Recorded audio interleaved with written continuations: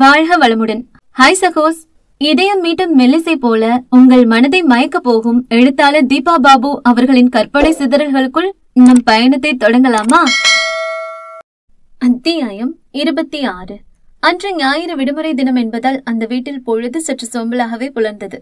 ஸ்ரீநிதிக்கு வழக்கம் போல 6 மணிக்கு எல்லாம் விழிப்பு தட்டிவிட கணவனுக்காக அரை மணி நேரம் அசையாது படுத்திருந்தவள் மெதுவாக அவனது கையணைப்பில் இருந்து வெளியேற முயன்றாள். மனைவி சிறிது நெளியவுமே அவளின் எண்ணத்தை புரிந்து கொண்ட நாயகன் அவளை இன்னும் தன்னோடு சேர்த்து இறுக்கி அணைத்துக் கொண்டான். அவனுடைய மார்பு சிறைக்குள் வசமாக சிக்கிக் கொண்டவளுக்கு நிமிட நேரம் கூட தாங்க முடியாமல் மூச்செடுக்க வேகமாக அங்கிருந்து தன் முகத்தை மட்டுமாவது உயர்த்த முயன்றாள் அவள். ஐயோ மாமா, விடுங்க, ரொம்ப மூச்சடிக்குது. அடைக்கட்டும், என்னை விட்டு திருட்டுத்தனமா ஓட பார்த்தவளுக்கு அதான் தண்டனை. விளையாடாதீங்க. இந்நேரத்துக்கு சுவாதி எழுந்து பாவம் வெளியே தனியா உட்காந்துருப்பா. அதெல்லாம் இல்ல, அவன் நேரம் கட்டில விட்டு கூட கீழே இறங்காம பிரசாத்தோட கடலை போட்டு அவன் தூக்கத்தை கெடுத்துட்டு இருப்பா. சந்தேகம் இருந்தா என்னோட மொபைல் எடுத்து உன் அண்ணனோட நம்பருக்கு டயல் பண்ணிப்பாரு, என்கேஜா இருக்கும். உங்களுக்கு எல்லாமே கேலிதான், விடுங்க. போன வாரமும் இப்படித்தான் என்னை ஏமாத்திடுங்க. கடைசியில பார்த்தா அவ பாவம் தனியா உட்காந்து டிவி பார்த்துட்டு இருந்தா. ஏய், உனக்கு மூளைய வேலை செய்யாதடி. போன வாரத்துக்கு முதல் வாரம் தான் நம்ம அத்தை வீட்டுக்கு போய் அவளை கூட்டு வந்தோம். அதனால அவளுக்கு நம்ம ஞாயிறு எப்படி விடியும்னு தெரியல. எப்போதும் போல எந்திரிச்சிட்டா. இப்பதான் ஒரு அனுபவ பாடம் கிடைச்சிருச்சுல்ல, கண்டிப்பா வெளியே வந்திருக்க மாட்டா என்றவளை தன் மீது இழுத்து அணைத்துக் கொண்டான் ஸ்ரவன்.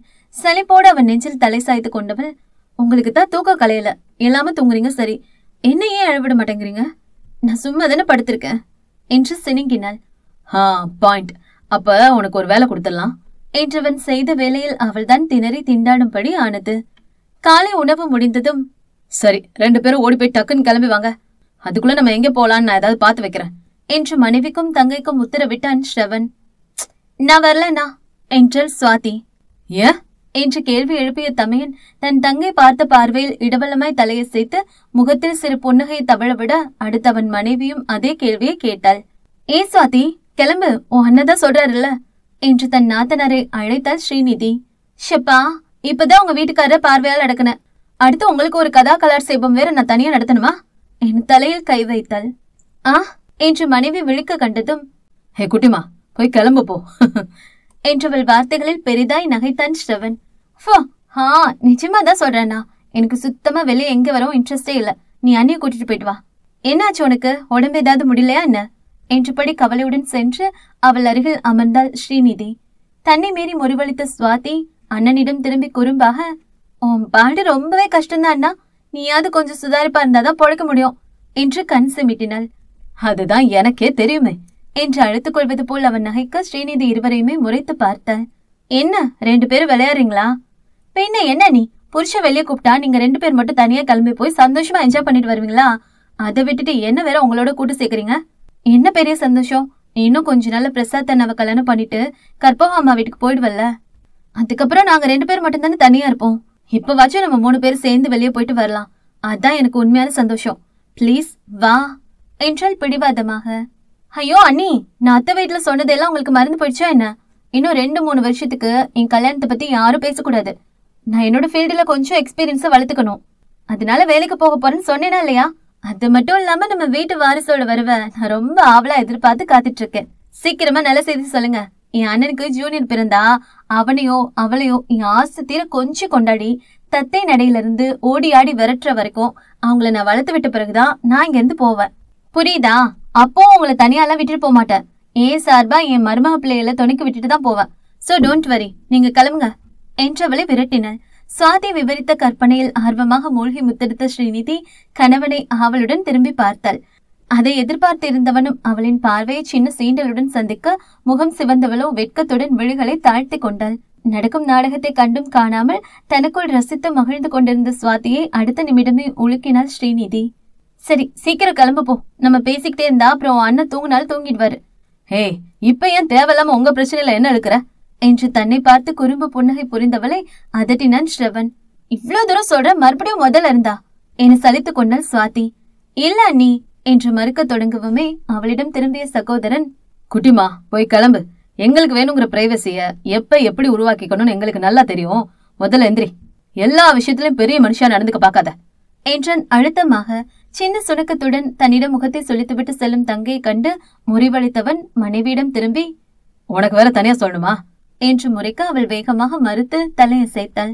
அவளையே ஆழ்ந்து பார்த்தவன், இங்க வா என்றன் சற்றும் விரைப்பு குறையாமல். கணவனின் குணம் அறிந்த ஸ்ரீநிதி அதற்கும் தலையசைத்துவிட்டு சின்ன கல்மிஷ சிரிப்போடு உள்ளே ஓட, இங்கே கூட்டவனே வந்திருந்தா ஒரு முத்தத்தோட போயிருக்குமா? இப்ப தானா போய் சிங்கத்தோட குகைக்குள்ள மாட்டிக்கிட்டு என்கிட்ட கணக்கு வழக்கலாம வாங்க போறா இவ என்று உல்லாசமாக முணுமுணுத்தபடி மனைவியின் பின் விரைந்தான் ஸ்ரவன். மாப்பிள்ள, எனக்கு ஒரு சந்தேகம்டா. ஊரிலிருந்து தன் மனைவியை நலம் காண அத்தையுடன் வந்திருக்கும் பிரசாத்தை வம்பிழுத்து கொண்டிருந்தான் ஸ்ரவன். உனக்கு வர சந்தேகம்லாம் எப்படி இருக்கும்னு எனக்கு நல்லா தெரியும். அதனால உன் தங்கச்சி பாஷையில சொல்றேன், பேசாம டேஷ் டேஷ் பண்ணிட்டு போ என்று நக்கலாக திருப்பி கொடுத்தான் பிரசாத். டேய் என்று இவன் பல்லை கடிக்க எதிர் சோஃபாவில் லேசான கிறக்கத்துடன் அமர்ந்திருந்த ஸ்ரீநிதி தன் உடல்நிலையையும் மீறி அவர்கள் இருவரையும் குழப்பத்துடன் நோக்கினாள். ஸ்ரீநிதியின் கர்ப்பம் சென்ற வாரம்தான் உறுதிப்படுத்தப்பட்டு கடந்த நாட்களாக தாங்க முடியாத மசக்கையில் பெரும் அவஸ்தைப்பட்டு கொண்டிருந்தாள் அவள். காலையில் கண்விழிக்கும் பொழுது ஆரம்பிக்கின்ற வாந்தி வெறும் தண்ணீரை குடித்தால் கூட வயிற்றில் தங்காமல் அப்படியே வெளியேறியது. அண்ணனும் தங்கையும் தங்கள் அலுவலகங்களுக்கு விடுப்பு எடுத்துக்கொண்டு அவளை கூட இருந்து கவனித்தாலும் அவளுடைய மசக்கையை சமாளிக்க முடியவில்லை. வீட்டின் மூத்த பெண்மணி என்று தங்கள் அத்தையிடம் ஆலோசனை கேட்டால் முதல் வேளையாக மருத்துவர் தருகின்ற வாந்தி மாத்திரை எதுவும் கொடுக்காதீர்கள் என சில நாட்டு மருத்துவ முறைகளை பின்பற்ற சொன்னார் கற்பகம். அது எதுவும் அவளுக்கு ஒத்துக்கொள்ளாமல் மேலும் மேலும் வயிற்று புரட்டலை தான் உருவாக்கியது. உட்காரவும் முடியாது சோர்ந்து படுத்தவளை கண்டு கவலை அடைந்த ஸ்ரவன் அதற்கு மேலும் முடியாது என தன் அத்தையை கிளம்பி வர சொல்லிவிட்டான். அன்று காலையில்தான் தாயும் அவருக்கு துணை என இளைய மகனும் அங்கே வருகை புரிந்திருந்தனர். கற்பகம் மடமடவென்று ஸ்ரீநிதிக்கு தேவையானதையெல்லாம் செய்து கொடுத்து, வாந்தி வந்தாலும் பரவாயில்ல, எப்போ படுக்கையில படுத்து கிடக்காத, ஹால்ல வந்து கொஞ்சம் காத்தாட உட்காரு என்றவளை எழுப்பி அமர வைத்துவிட்டு சமையலில் ஆழ்ந்திருந்தார். அவருக்கு உதவி என உடன் சென்று நிற்கும் தங்கையை அவ்வப்பொழுது பிரசாத்தின் விழிகள் தொட்டு மீள்வதை கவனித்து விட்டுதான் ஸ்ரவன் கேளியில் இறங்கி இருந்தான். என்னாச்சு, ஏன் அண்ணாவை முறைக்கிறீங்க என்றாள் ஸ்ரீநிதி சோர்வாக. அது ஒண்ணும் இல்லடா நிதிமா என்று எழுந்து சென்று தன் மனைவியிடம் அமர்ந்து அவளை தன் தோள் மீது வாகாக சாய்த்து கொண்டான் ஸ்ரவன். உன் அண்ணன் உனக்கு முடியல, அதுக்கு ஹெல்ப் பண்ணலானோ இல்ல உன்னை நேர்ல பார்த்து அக்கறையா நலம் விசாரிக்க வந்திருக்கான்னு மட்டும் நீ நினைச்சு ஏமாந்துராத. அவன் உன்ன காரணம் காட்டி உன் நாத்தனார் பார்க்கதான் வந்திருக்கான் என விஷமமாக சிரித்தான். ஓ என்று இழுத்தபடி ஸ்ரீநிதி பிரசாத்தை ஏறிட, ஸ்ரீமா அப்படியெல்லாம் ஒண்ணும் இல்லடா, உன் புருஷன் போய் சொல்றான், நான் உன்னையும் பார்க்கதான் வந்தேன் என்றான் அவன் அவசரமாக. பாரு, அவனே சொல்லிட்டான், உன்னையும் தானா என்ன அர்த்தம், கூட இன்னொரு நபரும் அடக்கம் தானே பொருள் வருது. அடே போதும், உன் பொருள் உரையும் விளக்க உரையும் கொஞ்சம் நிறுத்து. நீ இவன் கேலி செய்யறதெல்லாம் தப்பா எடுத்துக்காதமா. அதனால என்னன்னா பரவாயில்ல, நீங்க சுவாத்திய பார்க்க வந்திருந்தாலும் எனக்கு சந்தோஷம்தான் என்று முறுவலித்தாள் அவள். சற்றே சங்கட்டமாக உணர்ந்த பிரசாத் ஸ்ரவனை முறைத்து விட்டு எழுந்து செல்ல, நீங்க சும்மாவே இருக்க மாட்டீங்களா மாமா, பாவம் அந்த அண்ணா முகம் ஒரு மாதிரி ஆயிடுச்சு என்று கணவனிடம் குறைப்பட்டு கொண்டாள் ஸ்ரீநிதி. ஹே, நீ இப்ப இருக்கிறவனை பார்த்து ரொம்ப ஏமாதுறாத, இவன் ஒன்னா நம்பர் கேடு தெரியுமா. சின்ன வயசுல இருந்து எல்லாரும் லீவ்ல நல்லா விளையாடும் போது என்ன குருமாமாவெல்லாம் பெரியவங்க கிட்ட சுலபமா ஏதாவது ஒரு விஷயத்துல மாட்டி விட்டு திட்டு வாங்க வச்சு சிரிச்சுக்கிட்டே வேடிக்கை பார்ப்பான். நடுவுல சுவாதி விஷயத்தினாலதான் பையன் கொஞ்சம் அப்செட் ஆகி அடக்கி வாசிக்க ஆரம்பிச்சிருந்தான் என்று தன் அத்தை மகனின் திருவிளையாடல்களை மனைவியிடம் சுவாரஸ்யமாக கூற துவங்கினான் அவன்.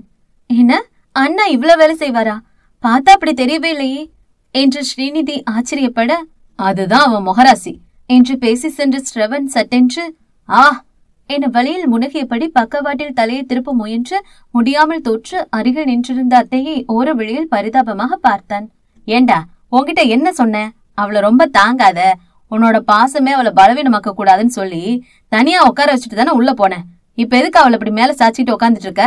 மசக்கே அப்ப கொஞ்சம் சோர்வாத்தான் இருக்கும், தட்டி கொடுத்து அவளை உற்சாகமா வச்சுக்க பாப்பியா, அதை விட்டு இன்னும் நோஞ்சான் ஆக்கிக்கிட்டு இருக்கான் என்றவன் காதை பிடித்து முறுக்கியபடி கற்பகம் அதட்ட, பின்னால் சமையலறையில் ஒய்யாரமாக சாய்ந்திருந்த பிரசாத் இவனை பார்த்து குசும்பாக கண் சிமிட்டான்.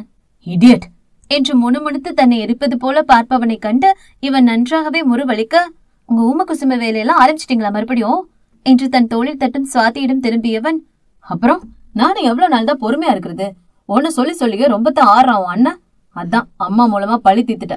தன்புறம் திருப்பிவிடும் மாமன் மகனை கண்டு என்றவன் பெருமையாக புன்னகைக்க இவள் தலையில் அடித்து கொண்டாள்.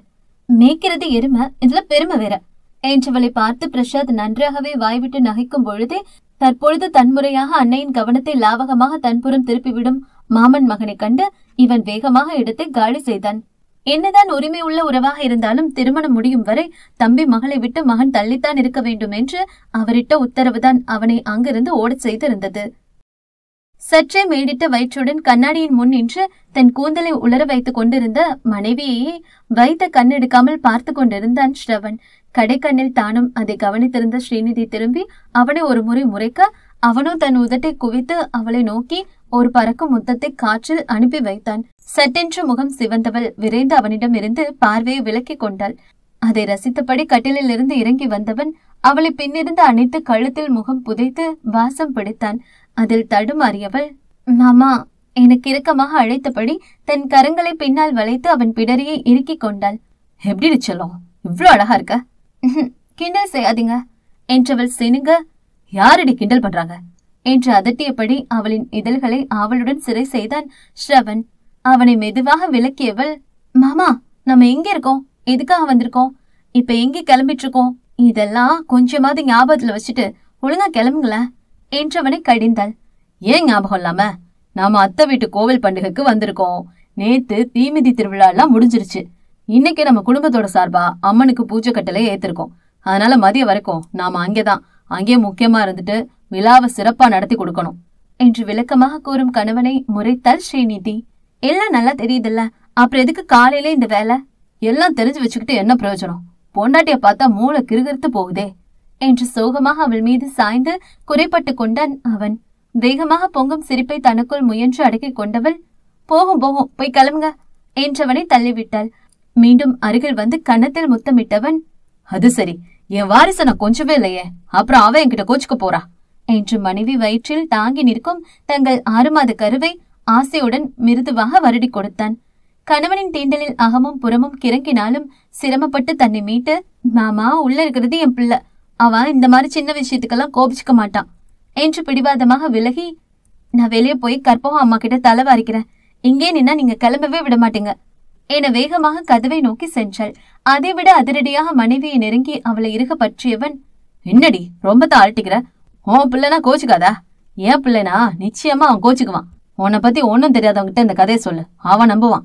நான் உன் புருஷன் செல்லம், உன்னை பத்தி அணு அணுவா புரிஞ்சு வச்சிருக்கிறவன் என்று அவளை தன் முகம் நோக்கி இழுத்தவன், என் கண்ணை பார்த்து சொல்லு. ஆபீஸ் வேலையில தான் டென்ஷன் ஆகி அந்த நினைவிலேயே வீட்டுக்கு வந்து ரூமுக்கு வந்ததும் உன்னை கண்டுக்காம இருந்தா எப்படி மணிக்கணக்கா முகத்தை தூக்கி வச்சிட்டு இருப்ப? வழக்கமா ஒரு முத்தத்துல அமைதியாயிரவ அப்ப 1000 முத்தம் கொடுத்தாலும் சமாதானமே ஆக மாட்டியே. அந்த அளவுக்கு நான் உனக்கு முக்கியத்துவம் தரணும்னு எதிர்பார்ப்ப. அப்படிப்பட்ட ஓன் பிள்ளை என்கிட்ட கோச்சுக்காதா என்றான் ஏளனமாக. ஸ்ரவனின் வார்த்தைகளில் பதில் பேச முடியாமல் திணறினாள் ஸ்ரீநிதி. அவன் சொல்வது அனைத்தும் உண்மைதான். அறைக்கு வெளியே சுவாதிக்காக கணவனை விட்டு நாகரிகமாக தள்ளி இருந்து அலாபுபவள் உள்ளே நுழைந்த மறு நிமிடம் அவன் தன்னை கை சிறையில் வைத்துக் கொள்ள வேண்டும் என்றே பெரிதும் விரும்புவாள். அது என்னவோ அதில் மட்டும் அவளுக்கு அவ்வளவு பிடிவாதம் தோன்றும். அலுவல் வேலை அதிகம் என்று வீட்டிற்கு எடுத்து வந்து மடிக்கணினியில் மூழ்குபவன் அவளையும் தன் மடியில் தாங்கிக் கொள்வான். அவனுக்கு தெரியும் தன் மனைவி தன்னிடம் இதை நிச்சயம் எதிர்பார்ப்பாள் என்று. சிறிது நேரம் கழித்து அவளாக இவன் மேல் அனுதாபப்பட்டு விலகினால்தான் உண்டு. அதுவரை இவன் தன் உடல் அயர்வை பொறுத்து கொண்டு அமர்ந்திருப்பான். ஏனோ தெரியவில்லை, ஸ்ரீநிதிக்கு இவனிடம் இது போன்ற எதிர்பார்ப்புகள் ஏராளம் இருந்தது. அதேபோல் தன்னுடன் அவன் தனிமையில் பேசி இருக்கும் பொழுதும் சரி, தன்னிடம் அவன் நெருக்கம் காட்டும் பொழுதும் சரி, அவளின் கூர்வழிகள் அவனின் முகத்தை அங்கலமங்கலமாக அளவெடுக்கும். அந்த பார்வையில் தெரியும் கவனம் ஸ்ரவனுக்கு மிகவும் குழப்பமாக இருக்கும். என்னவென்று காரணம் கேட்டாலும் பதில் ஒன்றும் தராது இறுக்கமாக ஒதுங்கி விடுபவளை கண்டு இவன் எரிச்சல் அடைவது மட்டும்தான் இவனுக்கு மிச்சமாகும். பெரும்பாலான நேரங்களில் இவன் அவளிடம் கொஞ்சமும் கோபித்துக் கொள்ளக்கூடாது என்று கராராக இருந்து முகத்தை தூக்கி வைத்துக் கொள்பவள். இது போன்று அவள் ஒதுங்கும் நேரம் இவன் கோபம் அடைந்தால் மட்டுமே இவனிடம் இசைவாய் புன்னகைக்க முயன்றபடி அவனையே சுற்றி சுற்றி வருவாள். இவனும் ஒரு கட்டத்தில் சலித்து போய் அவள் என்னவோ செய்து கொள்ளட்டும் என்று மனைவியின் மீது செல்ல கோபம் கொண்டு சின்ன சின்ன சீண்டல்களுடன் தனக்குத்தானே சமாதானமாகி அவளை அனுசரித்து செல்வான். ஸ்ரவனின் சொற்களில் பொதிந்திருந்த உண்மை அவளை துணுக்குற செய்ய மெல்லமாக தலை கவிழ்ந்தவளின் நாடியை பற்றி உயர்த்தி உதட்டில் மெலிதான முத்தம் ஒன்றை பதித்து நிமிர்ந்தான் நாயகன். இப்ப சொல்லு, நான் உன் பிள்ளைய கொஞ்சட்டுமா வேண்டாமா என்றான் அமர்த்தலாக. குற்ற உணர்வில் தவித்த அவளின் விழிகள் அவனுடைய கேள்வியில் மெல்ல உயர்ந்து அவன் முகம் காண கணவன் புருவங்களை மேலேற்றி இறக்கியதிலேயே அவனுக்கு தன் மீது கோபம் எதுவும் இல்லை என்பதை புரிந்து நிம்மதி அடைந்தவள் மௌனமாக அவன் நெஞ்சில் தலை சாய்த்து கொண்டாள். ஆரம்பம் முதலே அவளுடைய பிறந்த வீட்டை பற்றி தன்னிடம் எதையும் வெளிப்படுத்த விரும்பாத மனைவி பல நேரங்களில் ஆறுதல் தேடும் குழந்தையாய் மட்டும் தன்னை சரண் புகுவதிலேயே அவளின் பகிரப்படாத வேதனையை சரியாக உணர்ந்து இவனும் அவளை அரவணைத்துக் கொள்வான். நட்புகள் எல்லாரும் நம்ம சேனலை மறக்காம சப்ஸ்கிரைப் பண்ணுங்க. கதையை கேளுங்க, லைக் பண்ணுங்க, கமெண்ட் பண்ணுங்க, பிடிச்சவங்க ஷேர் பண்ணுங்க. நன்றி.